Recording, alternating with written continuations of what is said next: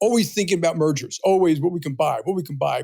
So like a lot of the mergers we did over the next 20 years were because relationships he had built up over a long period of time. He hated the bureaucracy at American Express. And one of the things that we all learn in life is when you work at certain types of things you don't like, you also learn very good things what not to do.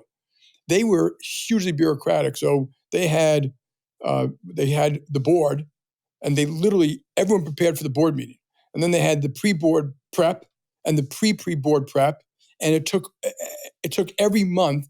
And you remember Bob Lip, who's still doing great. I speak to him every now and then. Bob Lip hated that stuff. A lot of the big banks had it. It was just bureaucratic, a lot of politics inside, and people didn't share information and who's up and who's down.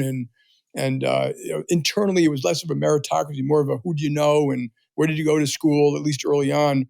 And he just hated all that stuff. In fact, Bob Liv, of course, you may remember, when we got to Travelers, when he joined us at Commercial Credit, is like you couldn't make a presentation to the board with a PowerPoint. Like he just said, we're not doing it, and you're not prepared. So I've never prepared a presentation for the board ever, not once. I've done it for big deals we did and stuff like that. And so Sandy was always hustling that stuff. Always wanted to know the facts and the BS and the bureaucracy, and was a fanatic about expenses and growing. And we bought Lehman when we were there. He's always out with the salespeople, shaking hands, doing the dinners. You have a lot of CEOs who just wouldn't do that. They're too busy to actually hang out with their own people. And so you learn all those lessons. Do you think leadership has evolved in terms of what really makes a leader today versus in those days? And do you see a difference?